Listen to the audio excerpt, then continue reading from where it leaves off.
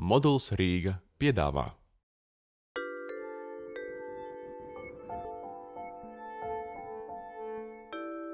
I'm Larry Bogad, and I'm a performance artist, and I'm a professor in the University of California system. And my work focuses on performance that works with political issues and sometimes even with social movements such as human rights organizations, labor organizations, this sort of thing, where the artist actually works on a campaign to make some kind of to help develop and make the cause of the campaign more convincing for the public. The idea is to use the techniques of the theater that have been developed for so long in the service of a social movement campaign. Well, it's a long tradition, but the idea is sometimes you can create what we call a sociodrama. So you take a problem in the society that it already exists, but perhaps you can dramatize the issue in a way that is immediately compelling for the audience being the whole public. The civil rights movement in the United States in the 1950s and 1960s was a very good example. They understood that they had to do actions that would create a confrontation that was dramatic.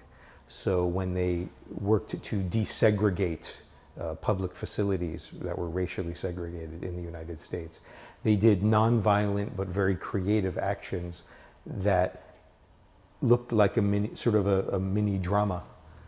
As they did something in public, the state responded, or a racist public responded violently, and they responded non-violently, and they would create a scenario in which people watching on television would sympathize with them and better understand the social problem. So it's not only that example. There's a lot of examples I try to show in the workshop of citizens saying, okay, it's not good enough that we are right about the issue. We also have to be convincing. And we can use dramatic techniques to, like I said, to dramatize the issue and show rather than tell that the problem is very serious and has to be dealt with. This can be done using satire too, or parody, of course. It's not all very grim. You can take a very serious problem and play with it. But that's sort of what we've been going through in the workshop, is many different examples and exercises that help us to think creatively about serious issues and problems to create a sociodrama.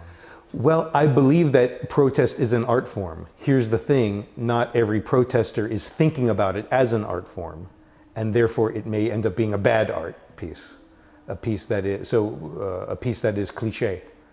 So very often what I have found, and me and a lot of my colleagues I've worked with, we will watch a protest happening, and it's art, but it's cliched art. In other words, people marching around in circles with signs, singing very old chants. Now their cause may be very important, and maybe something about human rights or labor rights or what have you. But the form of the protest is not convincing to people who are not already on your side. In fact, a cliche, a cliche is really the bane of the effort. A cliched novel is not successful usually. Cliched plays do not do very well. And playwrights are always trying to break up the cliche in their own writing and create something refreshing or new to call new attention to what they are doing.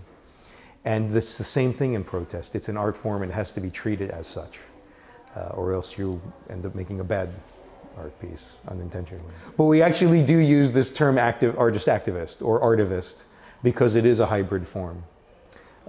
So I do, in the workshop, we look at a lot of examples of these hybrid forms of artist activists who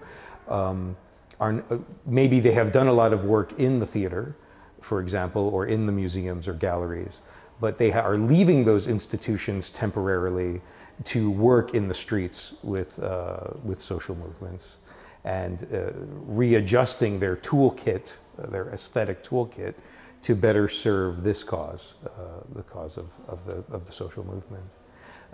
So it is tricky, and it's very different from what you should do in a theater or what you would do in a museum. and necessarily so.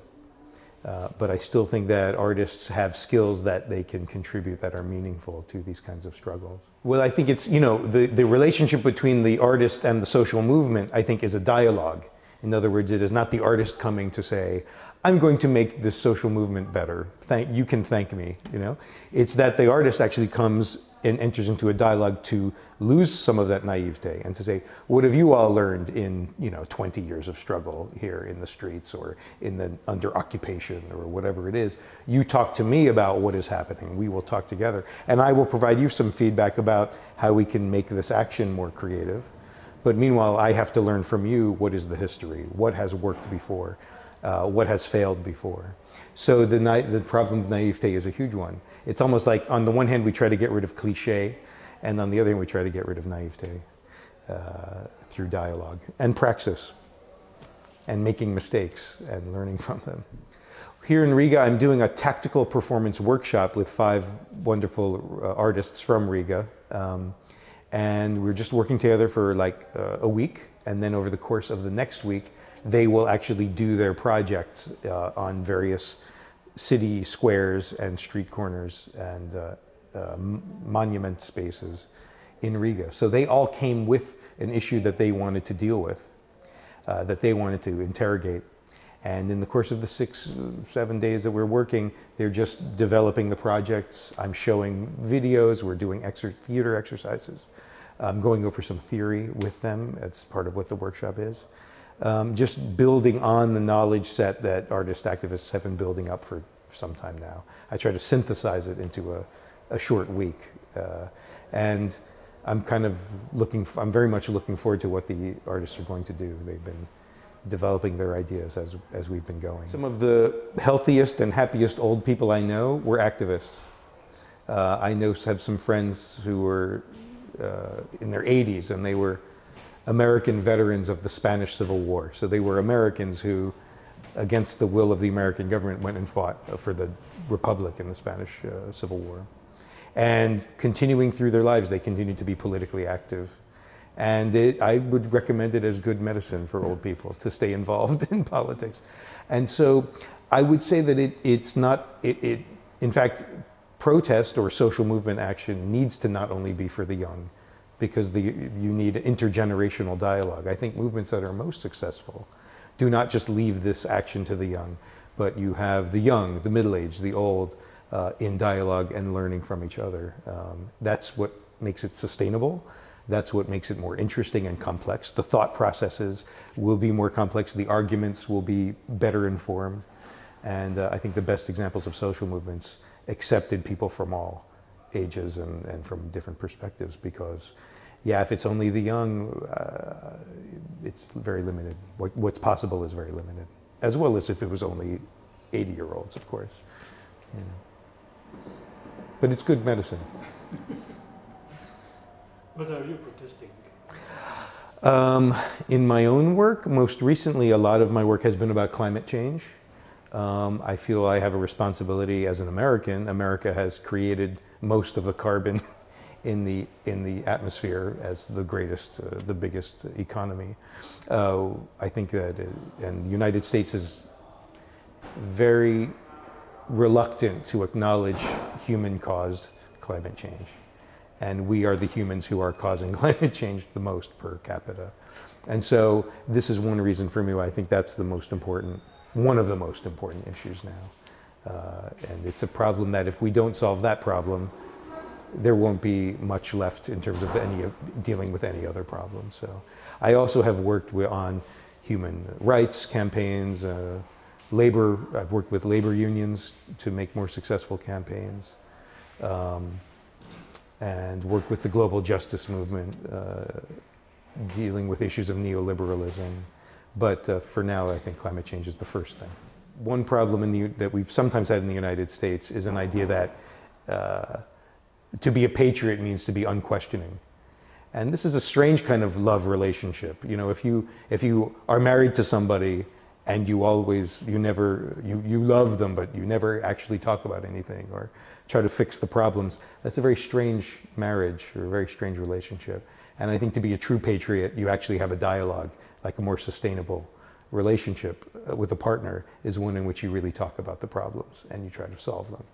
So I think the true patriots in the United States are the progressive people who are very seriously trying to solve some of the problems that we have. Any kind of form becomes more conventionalized, and it's still good, but it becomes a little more commercialized. That's okay.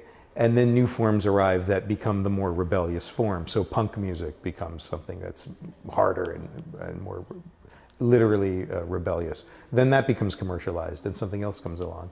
And every form of music, you'll notice, has more rebellious wings. So rap music even has more commercial, more conventional versus more provocative and rebellious in the lyrics or the form. So I think it just keeps evolving and new forms get created. And I found that to be the case also with artist activism. Is sometimes we find a technique that seems to be very strong. The danger is to always stay with that. Oh, that worked once, let's keep doing that. Let's keep doing this form. And of course, it only lasts so long before it becomes old and you have to come up with a new technique or a new form. That's just how it is, just as music keeps evolving. The same with creative activism. We have to keep coming up with new forms for several reasons. One, that it gets old and boring after a long time, or a certain amount of time. The other thing is that if you are trying to have an element of surprise, sometimes in your actions, where your opponent doesn't predict what you're going to do, well, then you can't keep doing the same thing. They will figure out a countermeasure to what you are doing, something that it's just tactical interaction. I make this interesting move, you will eventually think of a good counter move, and then I have to think of another. I can't keep doing the first move. You know, what's now? That's a very good question. I think the best forms of protest now are hybrid forms. And what I mean is you can have something that is very clever and, for example, you're using an army of clowns. These are some things that we have done. So we'll have an entire trained army of clowns that's very surprising and unexpected. And they're marching in perfect drill formation because they're an army, but they're completely ridiculous because they're clowns. And then they come into an area and just take it over for a certain issue. And then they speak in very absurd clown logic, but they will speak to the media about that issue. So that's interesting and funny. What I think makes that a better art form is if those clowns have also worked with the serious organizations that are working on the issue they're protesting about, so that there is a coordination between, let's say, a climate change oriented activist movement and these ridiculous artists who are clowns, you know. So I think the best form of protest now is work that is seriously playful. I think that by being playful and achieving an element of surprise or a fun kind of disruption, that I think that's the kind of moment where change can happen in people's minds. You surprise people with irony, with satire, or with clowning, let's say. But then you actually have done the serious work. This is what makes it serious play. You've done the serious thought. You've worked with groups that have been working on the issue for years, so that it is not just a superficial sort of prank, but it is something that makes a lasting impression and is well informed. But I think it's that element of surprise, I think, is key. It's nice when people are walking down the street and they see something coming and they actually stop because it's interesting, because they don't know what it is yet. It's hard to do this these days because everybody knows everything. But when it can be achieved, I think that's sort of a wonderful moment to open people's minds up. So shock, to me, I'm not as interested in work that's attempting to shock. So we're going to do an anti-war protest and we're going to simulate just blood everywhere and body parts, etc. When you try to do this kind of shocking work, or naked bodies that are, very disturbing, Hollywood already can do that much better than we can, and they already do. Yeah, so all kinds of the random sex and brutality and violence is depicted all the time anyway in the global culture. So nothing is really shocking anymore. Jane's Addiction made a song called Nothing Shocking. It's true. It's like, so if we are in our little street theater performance activist groups are trying to shock people, it usually will get a reaction of people just sort of rolling their eyes. It falls flat. It doesn't work.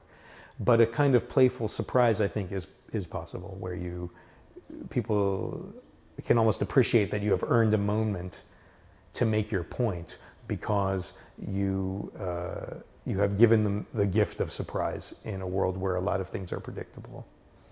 So on a hot day like today, for example, in California, me and a friend had an ice cream truck, and we were giving out free popsicles, sort of like ice cream.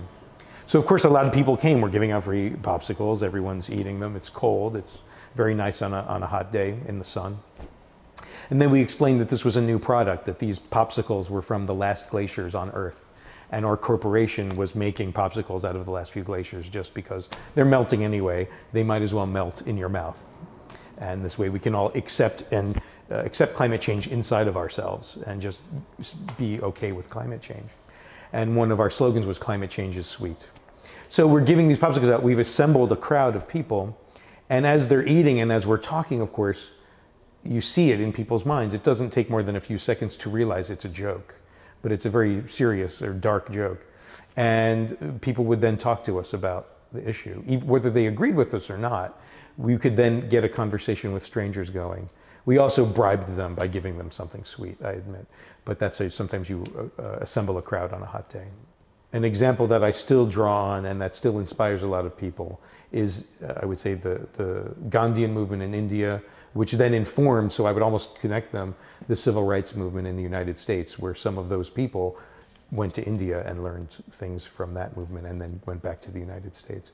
I think these are examples of movements that you can trace the effectiveness that they had, that they actually got some of what they want, and some of what they wanted, which is very difficult to do.